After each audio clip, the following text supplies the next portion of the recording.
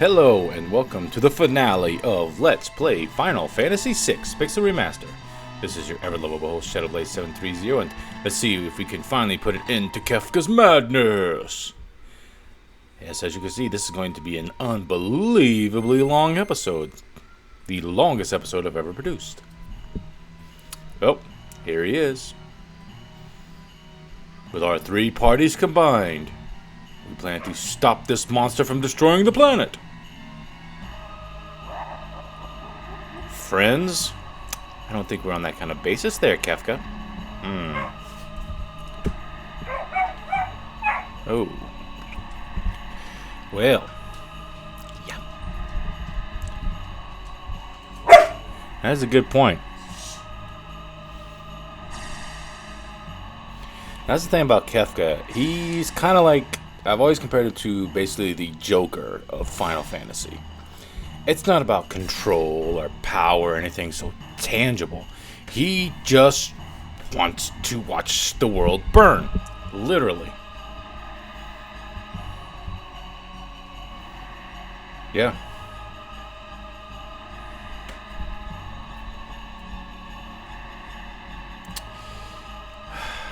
True sociopath.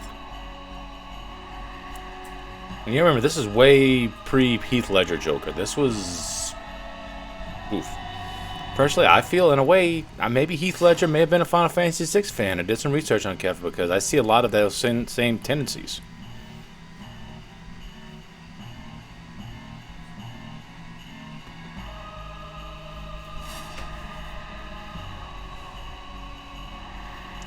Okay. Now, you see, this is why I like this party not bringing Go-Go or Umaro, because they really have nothing to input here. Their story, like you said, you weren't supposed to find them during the journey.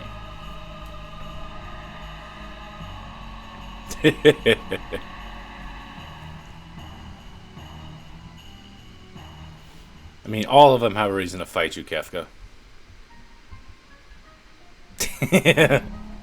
Nice fourth wall break there, Kefka. A self-help book, really.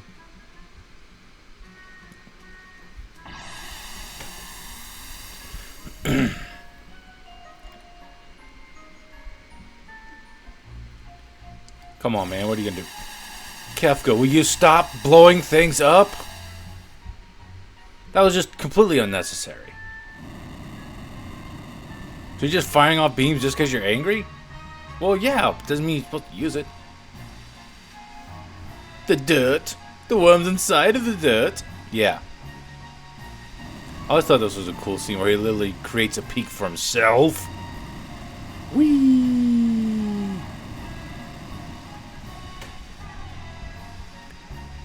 Okay. Wait up, you'll destroy everything and you create your own empire? How can it be an empire? There'll be no one alive. You can't destroy and then create if you destroyed everything.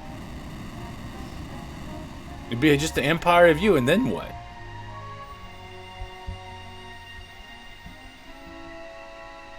Exactly. So why should you kill anyone else? Because if you kill everyone, you won't have any more lives to take.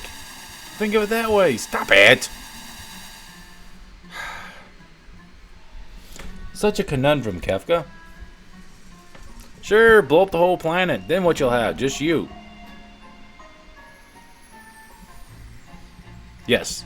Finally, let's put an end to this foul fiend. Now, this is where it gets kind of tricky. What you want to do is, the first four is going to be your starting party. Now, if you lose any party members during the fight, when it transitions into another phase of the battle, they'll be replaced with whoever's in the 5th, 6th, 7th slot, and just so on and so on. So you kind of want to set it up where, and see, this is where it's kind of confusing because you look at 1, 2, 3, 4, there you go. But then it goes 5, 6, and 7 to the next block and goes that way. So just set it up on wherever you want your characters to be. I don't think I'm going to really need any replacements. Now you notice my first 4 party members.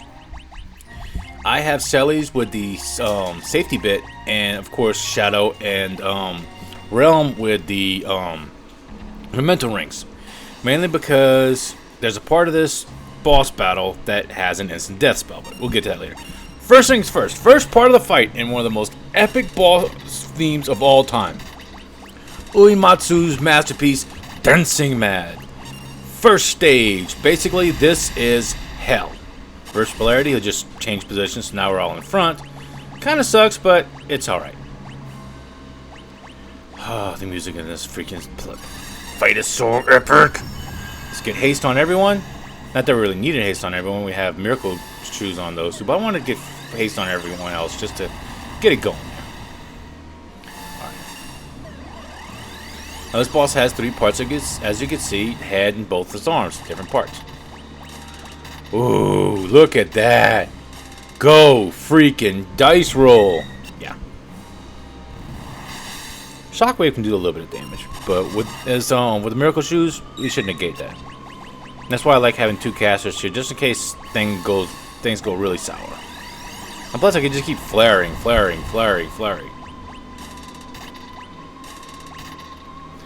Alright, let's go. That was a bad roll. That wasn't terrible. Ooh, that hurt. Okay, definitely gonna have to cure up a little bit. Alright, good. And hit him with a flare. Okay, that should take it out right there. Boom with shurikens. Okay, a little bit of damage.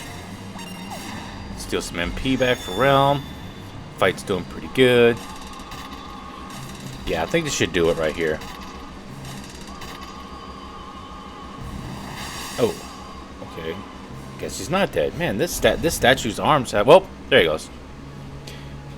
And as you notice, as you transition from battle to battle, the music changes. It is so freaking epic. Now, this is considered Earth. Because we're actually traveling up the quote-unquote highway of the afterlife. From hell to Earth. Now, this part has, I believe it's like 5 or 6 pieces. Yeah. Now, the weird part is, I believe it's the piece on the upper left-hand side is weak to instant death. That's why I'm going to cast Banish here to get rid of it. Well, that's actually the one in the middle. The one with the female is not immune to instant death. So let's get her out of the way. One less piece we have to worry about. Now we only have 3 to worry about. Actually, it only has 4 pieces? I thought it had more than that. Oh well. Now, one of these pieces, I forget which one, has a nasty little death animation where if it dies, it'll use 10 hits. Well, it just will hit your party members 10 times randomly for some pretty good damage. And of course, you can cast Imp because it's a little pain in the butt like that. But that's why I made sure everyone had a way to, cast Imp and then go back on the offensive with some Flare. This is where if you ground up for Ultima, it would be really nice because it would just hit all of the members. Yeah. Part of the reason why I didn't get Ultima is I find it's a little game breaking. I mean, Ultima's really, really good. So I want at least a little bit of a challenge. That's also why I didn't just teach magic to everybody. Just see, there's a 10-hit combo. I really wanted to hit Shadow because Shadow has a good chance of blocking it. Well, I always thought it was weird if you look at Shadow's block, it's literally Interceptor kind of taking the hit for his daddy. I was like, oh. Should be doing pretty good here. Alright. Flare, do some more damage. I mean, as long as you have a good way of recharging your MP and just dealing damage. Oh, I forgot he can cast Graviga. That's gonna hurt. Well, it really didn't do much. Okay, this spell's gonna break her haste. Oh, he knows holy too. Crap. That actually didn't do nearly as much damage as I thought. Just recast haste, I guess. I should just cast haste on her, but oh well. Here's Graviga. Is it gonna work on Scepter? Oh, it actually did work. Holy crap. Oh, let's just auto hit. Southern Cross shouldn't hurt us that bad. I think we're all pretty much immune to magic damage. Well, elemental damage. Okay, it actually healed us, so that's awesome. Ooh, nice shot there, Shadow. Okay, we'll get some healing on. There we go. Back to full. Throw another form of Shuriken. There's only one part of the statue of the gods left. And let's get haste going. There we go. Celi's is a little low on MP. She may want to Osmosis as well as go for a straight up flare attack. what I'm saying, Osmosis may be my favorite spell in this version of the game. Osmosis has always been pretty good, but in this version, it really can just keep you where you can just keep casting spells upon spells upon spells. Really keeps you good and fresh. Alright, here, now we have reached, I believe this is heaven. Okay.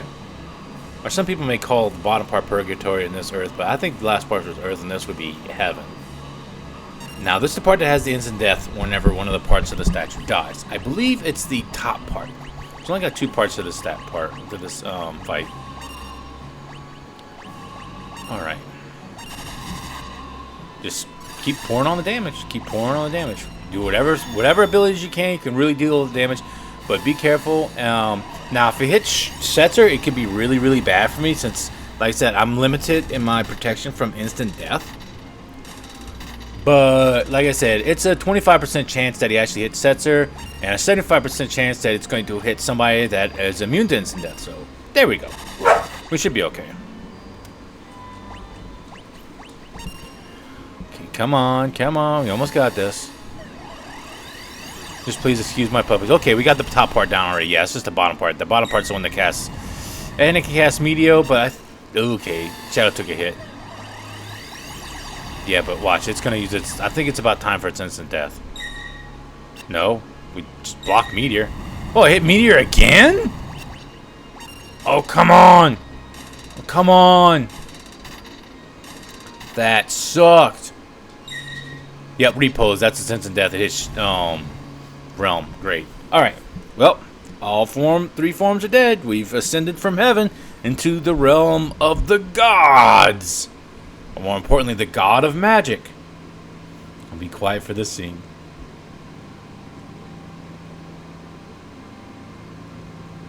Oh, this is so flipping epic.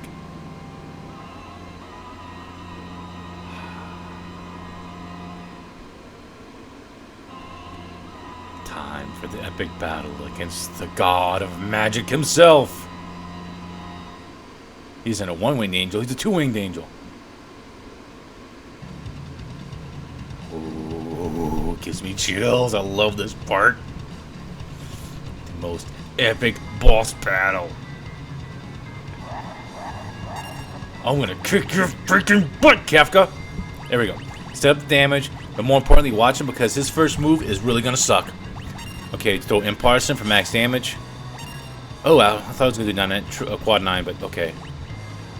Set up your healing. Wait on your healing. Okay, just toss whatever we have. Flare. Okay. His first move is going to be nasty. Wait on it. Wait on it. Wait on it. Wait on it. Just wait on it. Trust me. You don't want to act first. Once you're done your damage, wait for him to move. Okay. He's not done yet. Here we go. Heartless Angel. There we go. I'm going to set everybody to 1 HP. Just have Realm auto heal. Throw a pinwheel. Don't matter. Yep. Kiraga should heal everybody up to full. And just now go straight into damage. Yeah. That's why Kefka could be a real pain in the rear to deal with. Whew. See, if I wouldn't have healed up, yeah, that'd have been Selly's dead. Man, he hits hard with a physical. Okay. Come on, come on, come on, come on, come on, come on. Just keep everybody healed, keep everybody dealing some max damage. He should go down pretty quickly, especially with Setzer with his freaking dice. And, wow. I made that fight look a lot easier than it should be. Well, Kefka, after a long, great, and momentous game where you played probably one of the best Final Fantasy victims, your madness has finally come to an end. The world is free.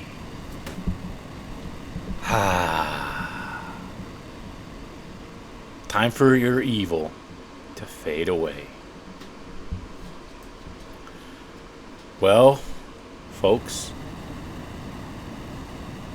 ladies, gentlemen, children of all ages, and everything in between. Oh, wow, now they show up. Yeah. That's it. Time to make our way to the airship.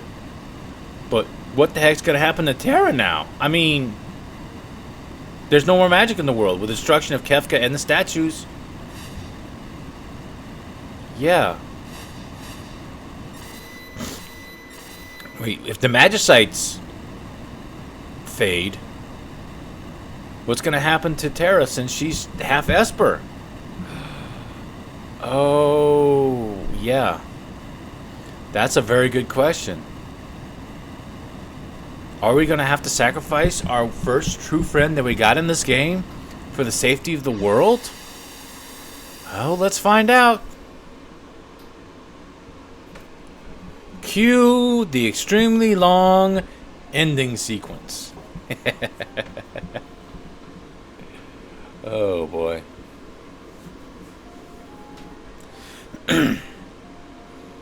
Very, very good ending sequence, I will say. Even though absurdly long, it's still really good.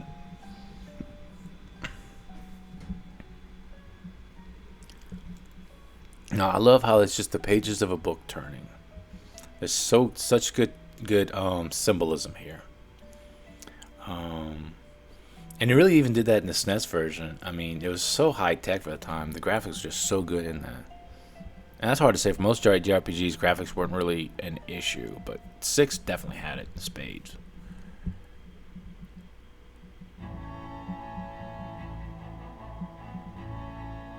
Cien as Cien Garabande. Yeah, if you didn't notice, Cien's Italian. An Italian samurai. That's just awesome.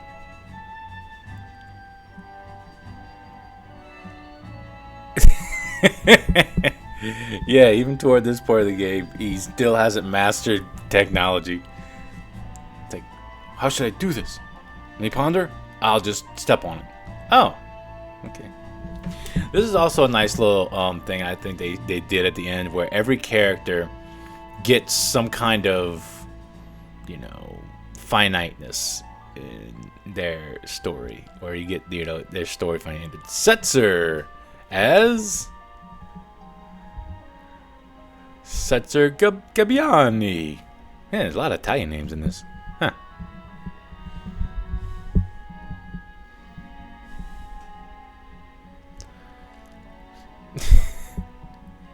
Setzer, that's never a good way to freaking make a decision. By a coin toss? No.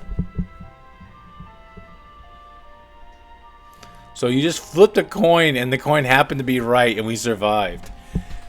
You need to find a better way of dealing with your problem-solving skills, Setzer. Come on, man. It's never as easy as, oh, let's just flip a coin and wish for the best. Yeah. Okay. Ah, the brothers. Edgar as Edgar René Figaro. And Sabin as Sabin René Figaro. The Figaro brothers. Probably the 2 best characters in the game. Even though I don't use them for the final battle. He said dump. Alright, enough of my childish humor. Well, glad he got stronger, otherwise he would have been able to hold that huge freaking beam up. It would have just smashed you all. That's kind of weird. It kind of looked like Edgar was flipping somebody off there. I don't know. And next, Mog as... I wonder what his last name's going to be. Mog! Yeah, Mog's just Mog. Or Mog the Moogle. What's sad is I don't know if there's any more Moogles left. I hope there's some more Moogles out there. I don't want Mog to be the last Moogle. That'd be kind of sad. Even though this game can be kind of sad. Help me, Koopo! Okay, what are we going to do here? Yeah, let's set a crane. Is he going to play like that crane game that you see in like Pizza Huts and places like that that's just designed to rip kids off when they want a stuffed animal like just can't get to it? See, he even gets the reference. Watch the fur! Or at least he won in that instance. I have never wanted those things. It's always just ate up my money when I was younger. And next we have Yumaro as... yeah, Yumaro. Well, at least he's got some of a story, even though I don't really use him. Maybe I should do another playthrough later on and actually use Yumaro, but...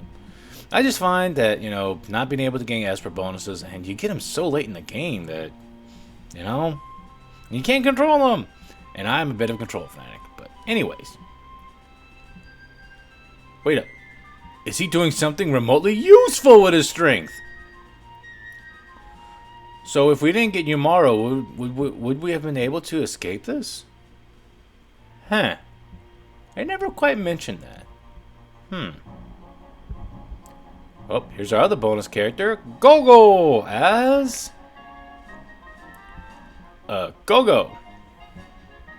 Now, when I eventually do my Let's Play of Final Fantasy V, Gogo will have a much bigger presence in that game, and I will kind of utilize his abilities a little bit more. Even though his abilities and what he grants you in Final Fantasy V is way overpowered if you know what you're doing. Oh, okay. Well, that's nice. Oh, and we never see him again. I don't know if he actually survived that or not, or he just warped somewhere else. But here we have Gao as... Well, Gao. We never learned his last name from his so-called father that treated him like garbage. That was such a sad part of the story. So what is Gao going to be able to do? He's going to use his rage? Shortcut. Take shortcut. Gao, what are you doing?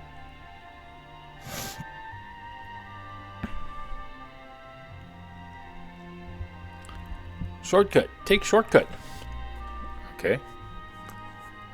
He's just throw her off the side. Nicely done, Gao. Nicely done. Just toss Ellie's and Edgar off the side. Next, Locke as... Locke Cole.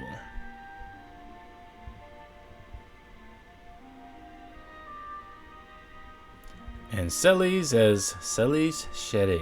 Good French name.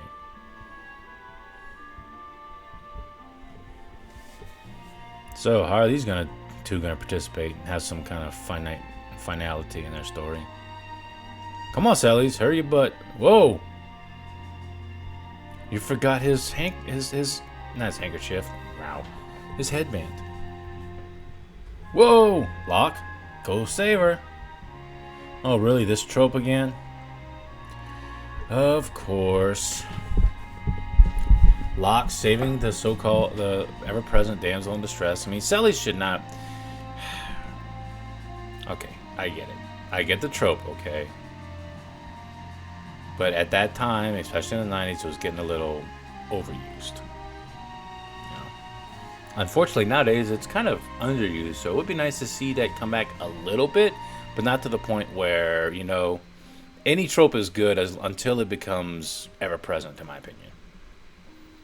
Terra as Terra Branford.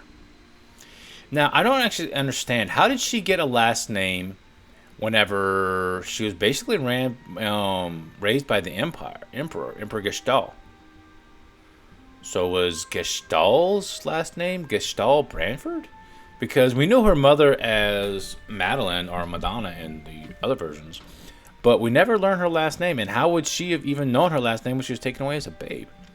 Just a little tidbit I thought of one day. But at least we get a little finalization. God, I can't even talk to him. A little bit of conclusion with Modam and Terra. Real question is Terra really going to survive? We don't know. I've never seen a Magicite talk. I mean, can Magicite actually speak to us? I don't know. And Realm as... Realm Irony. We're going to have Strago too? I guess he'll show up later. The youngest of the bunch. But still really, really, really powerful. A little bit of a firecracker too. I like that.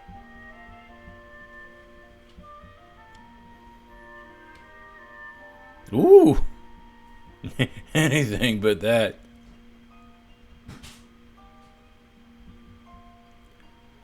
That's not necessarily a good thing because, I mean, you did paint those paintings in Owl's Mansion and look what happened there, okay? Just be careful with it, okay? Shadowblade, it's me as Shadow. And I do apologize for not going through Shadow's story, but it's really random, and you just have to stay at ends until randomly you see his dream sequences line up. You find out that Shadow is actually Realm's father. Spoiler alert. I guess I could say it now since the end of the story, it would make more sense. That's why, if you notice, they're the only two that can wear memento rings. They're mementos from Realm's mother.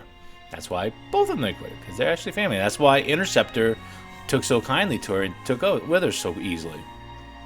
Now, I'd love to know what happens here.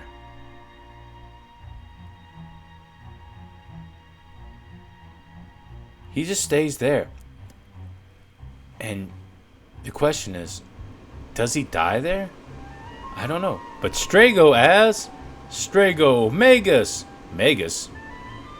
Please tell me he's not related to that one character from Chrono Trigger. I mean, it'd be amazing. Magus is one of my favorite characters in Chrono Trigger. I don't know. I guess they just use Magus because it sounded cool. Come on. Come on, Strago. Man, he's got some ups. Come on, Realm. Just jump up there and grab that brass ring. There you go. Let's hook up the kid. And let's head out. Well, that's the conclusion to everybody's story. And for all of you who took your time out to watch this extremely fun Let's Play series, I want to thank all of you. I couldn't have done it without, every day looking at my views, seeing if it did good or poorly. It didn't matter, but knowing that at least some of you, that there's some people out there who got at least some enjoyment out of what I put out. Cannot, as with every other video I put out, I want to thank you all for every tiny little bit of support, any comments, any likes, or just even viewing it. Thank you. Your support is what keeps me going. But anyway, let's rush out of here as Kefka's tower finally comes to an end. Although I would have liked to see, if they did in the Pixel Remaster, if they had actually shown the Falcon flying away from the tower and the tower kind of collapsing, kind of like how Barad-dûr collapsed at the end of Return of the King. That would have been awesome. But hey, they didn't do it, but it is what it is. I guess they didn't want to stray too far from the actual material, which makes sense. But sun shining on a new day. Hope is kindled. The tyranny of Kefka is no more. And it's time to rebuild, repopulate the Earth, starting with, you got it, a birth. The first birth after Kefka's defeat.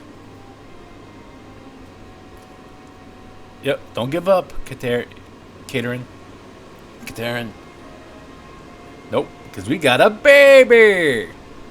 It's a baby. All right.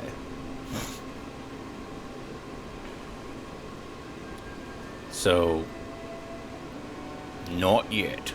What do we say to the god of death? Not today. Yeah, what do you mean not yet? Terra, where are you? Terra! Terra! Oh, well, where is she? Mama Terra. Oh, is she alive? Well, she didn't fade out, so I don't know. Oh, she's alive. Okay. Thank you, Setzer. Clap, clap, clap, clap, clap. Pretty much. Well, I mean, she's the only airship left in the world, so I mean, not much competition. And here are the credits. This game is probably one of my favorite JRPGs of all time. It is so good. Ever since I first played it when the game originally first dropped back in the 90s, always been one of my favorites. Now, my only gripes are that the Colosseum game can be kind of random, and while you don't have to do it, man, it's just the opportunity to become so powerful and get such good items that early really kind of draws me to do it every time I play. So yeah. And my only other gripe really is there's a lot of characters, but I mean, they do kind of flush out their stories a little bit. And yes, the World of Ruin did seem a bit much because there's just so much to do, but it also gave for a lot of new experiences and really flushed out all the rest of the characters. So big bonus there. And the running is a little awkward, but you know, I don't think I really ran this game that much. So yeah, I stood and fought. But definitely 10 out of 10 all the way. Pixel Remaster did change a very little bit, but what they changed was for the better. I actually like this Pixel Remaster better than the original Pixel Remaster because of the boosts. It did take away a lot of the grinding time that you really had to do, which there isn't really a lot of grinding you should have to do except for really just gaining spells. But it made doing that so much easier, so much less of a chore. Because, man, you'd sit up there grinding Cactarots for hours, getting just 10 AP a piece, and just slowly. And then if you get that, if you wouldn't have to fight a slagworm or something, yeah, it would just drag on for way too long. But still, this version probably was now my favorite version of Final Fantasy VI. I hope all of you enjoyed it as much as I did making this video. Also, I want to thank, of course, as I do with all my videos, all the different Let's Players that have really inspired me. Most notably, the King, the Legend, the GOAT, H.C. Bailey. Dude, like I say, if you ever watch any of my material, I hope you get to hear this and say thank you for really everything you've done. You know, you're the blueprint, man. You showed us, you know, basically how to do this.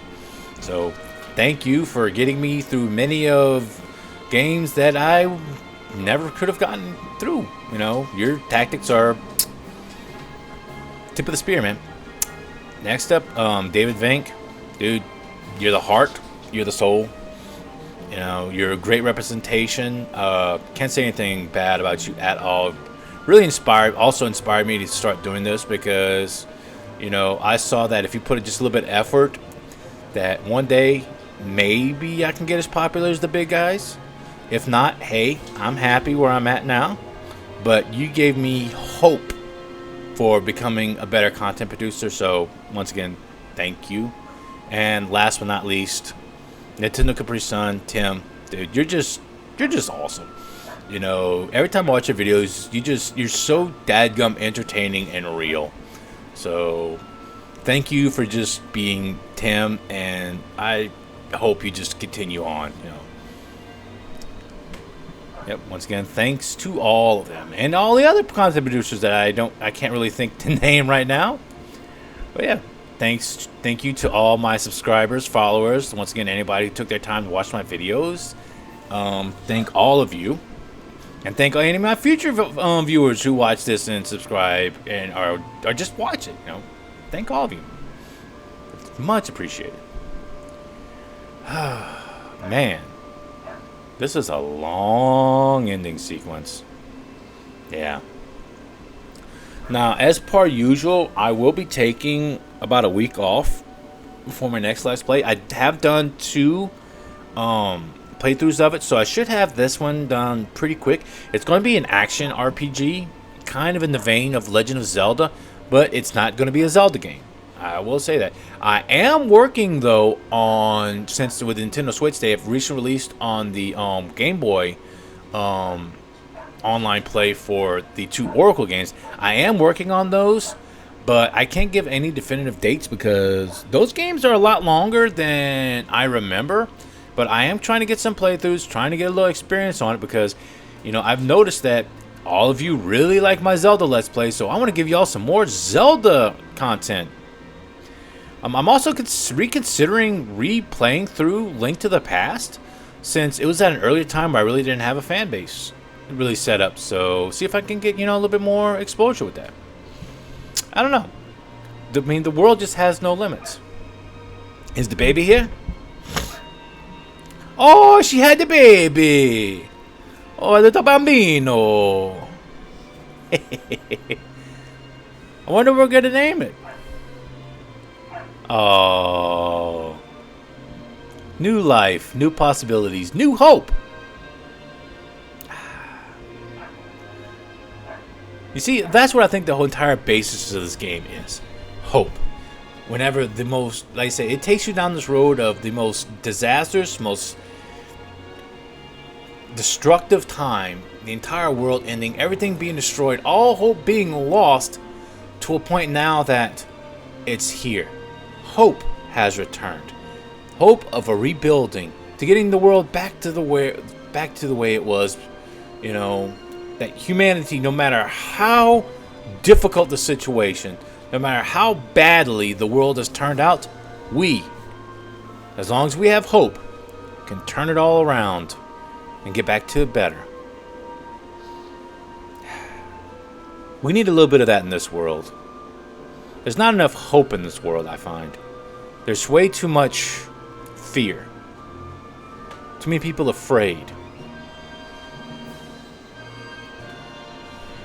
Maybe we just need something just as a symbol just to give us a little bit more hope. Well, anyway. It's like everything's back to the way it was. People in Figaro lived. I guess there's... What I get is they don't really... what I like is, like you said, they're also if they would have just slowly dropped everybody off where they're supposed to go. But, oh well. And Terra actually finally gets to take her hair down. God, after all this time, man.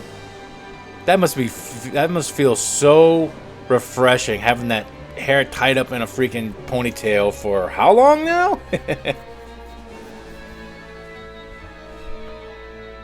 Oh, it's some birds. Are they gulls or doves? Oh. Wait up, is that Mount Zozo? Kind of weird to go there, but hey, I remember that. That was in the beginning. Where the Phantom... Really? Why would you want to show where the Phantom Brain is? That's kind of an odd location, but okay. Just make sure none of those birds fly into any of the engine material, okay? We just got this airship working really good, okay? And here we go. Blasting off into the future! Ah. Last shot of the Falcon.